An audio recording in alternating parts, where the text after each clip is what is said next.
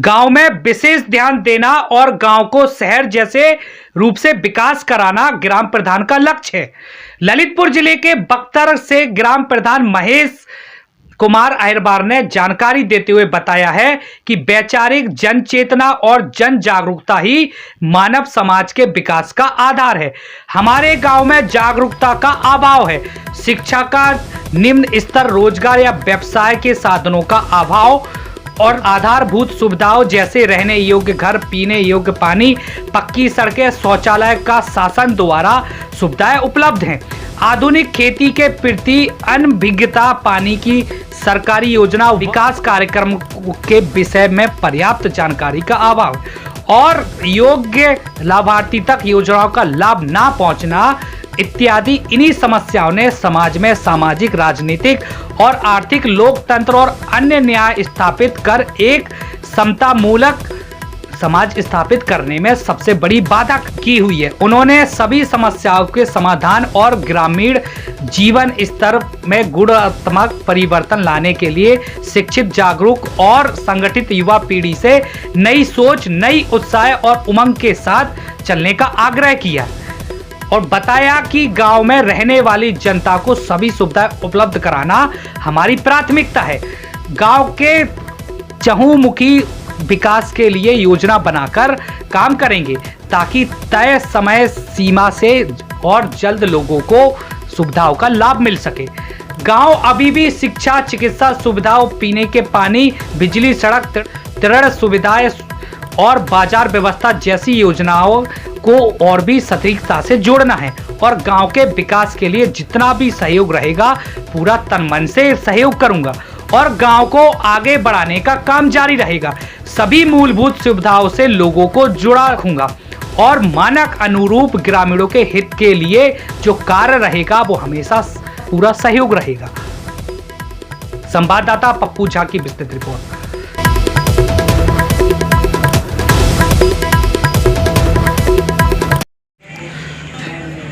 मेरा नाम महेश कुमार अहिरबार, ग्राम प्रधान बख्तर, ब्लॉक जखौरा। अच्छा भाई साहब, किस तरह से आप अपने जो गांव का विकास है वो किस तरह से आपने काम कर रहे हैं आप अपने गांव में?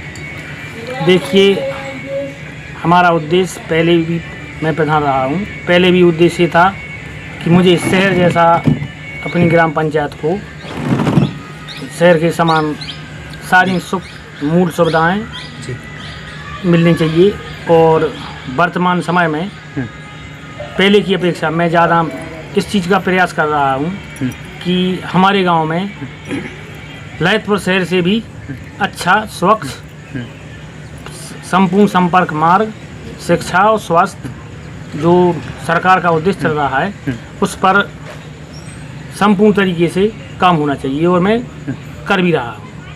अच्छा, जैसे आपके जो गांव में है तो जैसे कई और भी चीज़ें, कई समस्याएं हो गई, जैसे जो मूलभूत सुविधाओं से लोगों को जोड़ना, जैसे पानी की व्यवस्था हो गई, शौचालय की व्यवस्था हो गई, नालियों की व्यवस्था हो गई, सड़कों को लेके हो गई, तो और ऐसी कई जो तमाम बड़ी बड़ी चीज़ें हैं। तो आपको ऐसी कौन सी जो सामने जो लोगों के अगर नज़र से अगर आप देखते तो कौन सी जो सुविधा है वो होना चाहिए? सबसे बड़ी समस्या जो है जैसे कि शमशान घाट हो गया, पानी की व्यवस्था, तो कौन सी सबसे बड़ी समस्या आपको? देखिए, आप उत्तर प्रदेश सरकार द्वारा हम लोगों के लिए दो चीज़ का पावर छोड़ के सभी काम कराने का हम लोगों को अधिकार दिया गया है। एक तो स्वच्छ शौचालय में हमारा कोई हस्तक्षेप नहीं रहता है ग्राम प्रधान सचिव का। एक आवास में चूँकि नाली हम बना सकते हैं नरेगा के द्वारा, ग्राम निधि के द्वारा बना सकते हैं, कई प्रकार से हम कहीं का पैसा कहीं भी एडजस्ट करके, और जैसे नाली है, शमशान घाट है, जी हम स्वयं बना सकते हैं, स्कूल में टाइल्स वगैरह। लेकिन जो माननीय प्रधानमंत्री जी द्वारा स्वच्छ शौचालय और माननीय मान लो पहले इंदिरा आवास था, अब वो प्रधानमंत्री आवास हो गया है, तो ये गरीब आदमी जो लाभार्थी होता है उसके खाते में धनराशि जाती है। उसमें कहीं पर हम लोगों का, हमारी पंचायत के किसी भी सदस्य, बीटीसी मेंबर या प्रधान का, सेक्रेटरी का कहीं भी कोई हस्तक्षेप नहीं रहता है। और चूंकि जब बड़े स्तर से जांच की जाती है तो प्रधान और सेक्रेटरी के लिए अधिकारियों द्वारा कई मामले आपने देखे होंगे, अधिकारियों के द्वारा प्रधान या सेक्रेटरी की डांट पड़ती है कि वो प्रधान जी आपने काम नहीं कराया। सत्यता ये भाई साहब कि कई हमारे गांव में भी अभी कई शौचालय में लाभार्थी द्वारा या तो उसमें कंडा भर दिए गए हैं शौचालय में, या उसको बनाया नहीं गया है। अब अधिकारी आते हैं, रिपोर्ट देखते हैं कि भाई आपके गांव में तो हमने इतना शौचालय दिया था, बताइए। तो हम भाई कहाँ पर बता दें, क्योंकि हम जिम्मेवार उस चीज़ के हम जिम्मेवार तो है नहीं।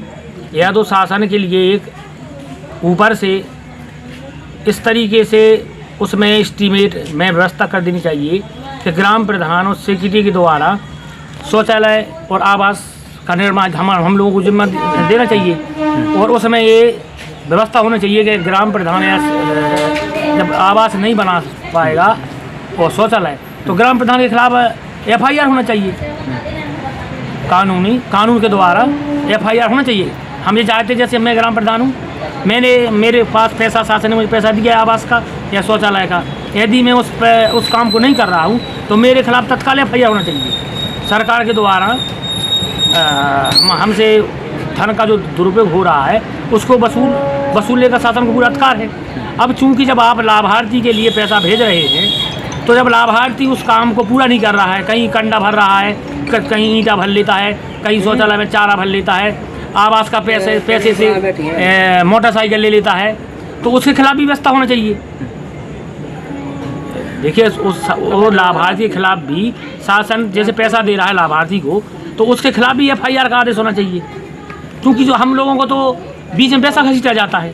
उदाहरण के तौर पर मेरी पंचायत में उसका क्या नाम है, हीरा भाई, उसका क्या नाम है, फुंदा की पत्नी का नहीं और कोई नाम था उसका, इससे पूछ लिया हुआ है चंदू। अरे यहाँ उस फुंदा शहरिया था, उसकी पत्नी का नाम चूचू कहते हैं, उससे कहते थे, नाम शायद दूसरा था कोई। तो वो हमसे जो पूर्व प्रधान थे उनके ज़माने वो आवास आया था, तो वो भाई साहब पढ़ा रहा ऐसा, उसने नहीं बनाया। वो प्रधान जी मिट गए, मैं वर्तमान में प्रधान बन गया। तो हमारे गांव खुद ग्राम पंचायत में माननीय हमारे BDO साहब आए, हमसे कहा गया कि प्रधान जी आप इसको बनवा देना। तो मैंने थोड़ा सा उस पर दबाव डाला कि भाई आपने पैसा निकाल लिया तो आपने बच्चों को दे दिया, अपने बच्चों से या उस पैसे का उपयोग करिएगा। किसी तो, आवास का कि शासन ने पैसा पूरा दे दिया।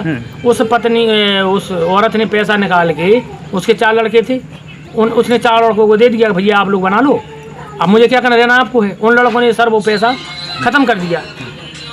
हमने उसको डांटा थोड़ा सा कि भाई आपको सरकारी पैसा है, आपने गलत दुरुपयोग किया है, आपको बनाना पड़ेगा ना, आपकी रगड़ भी होगी। हमने उसके बच्चों को डांटा, उसके बच्चों ने उसकी माँ की पिटाई की, तो उसने जहर खा लिया। हुआ क्या, वे मेरी FIR कराने के थाने में पहुंची कि प्रधान जी ने डांटा तो हमारी माँ मर गई, जबकि उनके बच्चों के द्वारा पिटाई होने पर वो उस औरत ने जहर खाया। माननीय SO साहब जी आए थे और चौकी इंचार्ज साहब आए, गांव के सामान्य लोगों ने जब उसके बच्चों को समझाया, तब कहीं जाके मैं बचा। तो भाई मेरा अनुरोध ये है शासन से, या प्रधान और सेक्रेटरी खाते में आप धनराशि भेजें शौचालय आवास की, और जिम्मेवारी ये है हमारी कि हम यदि उस काम को पूरा नहीं कर पाएँ तो सेक्रेटरी का वेतन काटें और प्रधान के खिलाफ में FIR तत्काल करें और हमसे वसूली की जाए।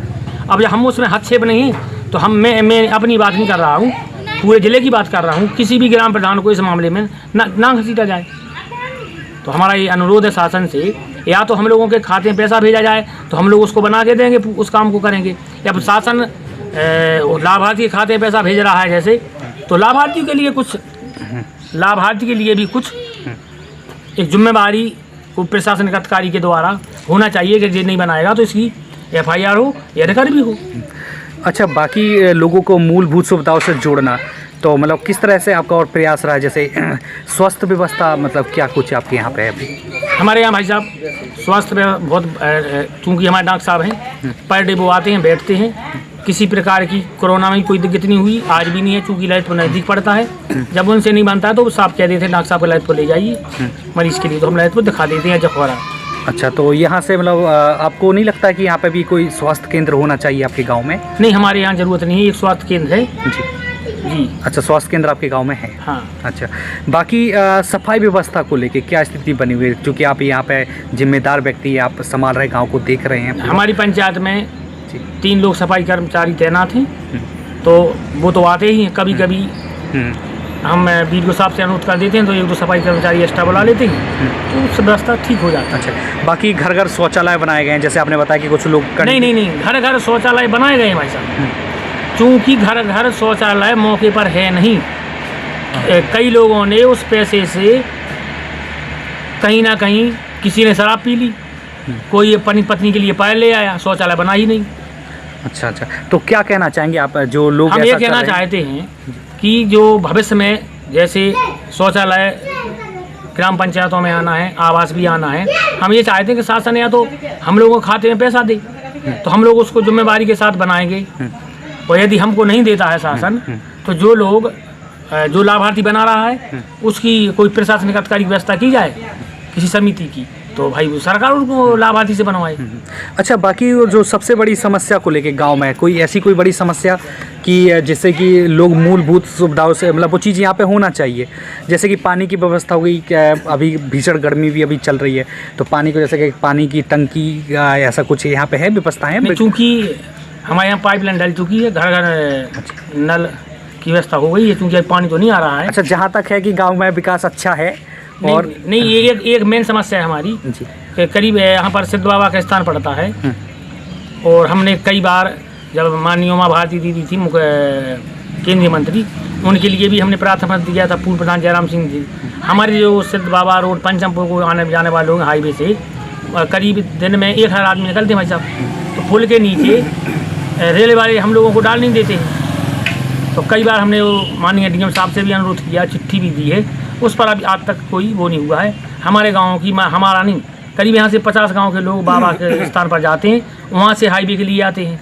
तो हमारे जो गाँव की मेन समस्या है, ये पुल के नीचे उस पर आरसीसी माननीय डीएम साहब के खाते से हो जाए तो जहाँ तक हमारे 50 गाँव को लाभ मिलेगा। अच्छा, कुछ लोग ऐसे भी हैं कि वो सीधे आपसे नहीं जुड़ पाते हैं, कनेक्ट नहीं हो पाते हैं, तो आप उन लोगों के लिए क्या कहेंगे कि जो जैसे उनकी कोई कई चीज़ें होती हैं, कई समस्या होती है, अपनी तमाम जिला मुख्यालय पर भी नहीं पहुंच पाते, वो चाहते हैं कि सीधे आपके माध्यम से उनकी समस्या का निराकरण हो, तो उनके लिए आप क्या कहना चाहेंगे ताकि लोग आपसे सीधा संपर्क करें? लोगों ने भाई साहब ऐसा नहीं आपको चुना है, भाई साहब ऐसा नहीं है। प्रत्येक गांव में क्षेत्र पंचायत से लेके जिला पंचायत एमएलए तक कहीं ना कहीं किसी आदमी का कोई विरोधी होता है। जैसे उदाहरण के तौर पर हम 8 लोग चुनाव लड़ रहे थे, हम विजय हुए, तो हमारे साथ तो हमारे लोग विरोधी हैं ही, तो वे कई प्रकार की अफवाह फैलाते हैं, वो नरेगा नहीं चल रही है, वो प्रधान उसका पैसा खा गया लेबर का, जबकि भाजपा सत्ता है कि लेबर का पैसा स्वयं जो काम कर रहा है उसे खाते में जाता है। अब कई लोग आते हैं दाऊदमानी बताने के लिए, भाई हमारे पैसा क्यों नहीं भरते हो, भैया हम तुम तसला रखो, काम कराओ तुम्हें पैसा मिले। तो वे तो हर माह 1-2 लोग रहते हैं, वो शिकायत करने के लिए जाते रहते हैं। तो संपूर्ण गाँव को तो लिए कोई नहीं संभाल सकता है भाई, उन्हें राजनीति करनी इसी गाँव में हमें करने। अब जो हमारे विरोधी हैं कभी हमारे साथ बैठने उठने लगे तो भाई उन्हें फिर कौन पूछेगा, फिर तो हम जिंदगी भर अमर हो जाएंगे।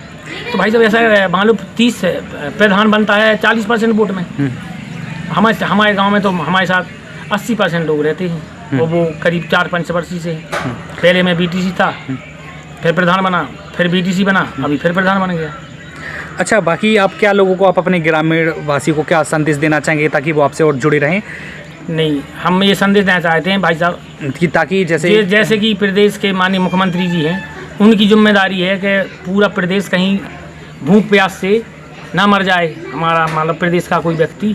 इसी प्रकार मेरी सोच ये रहती है कि मेरी ग्राम पंचायत का कोई आदमी भूख प्यास के कारण और स्वास्थ्य के कारण ना मरे, उस पर मैं हमेशा प्रयास, पहले प्रधानी था तब भी काम करता हूँ, और जब तक जिंदा हूँ तब तक काम करूँगा, प्रधान रहूँ ना रहूँ।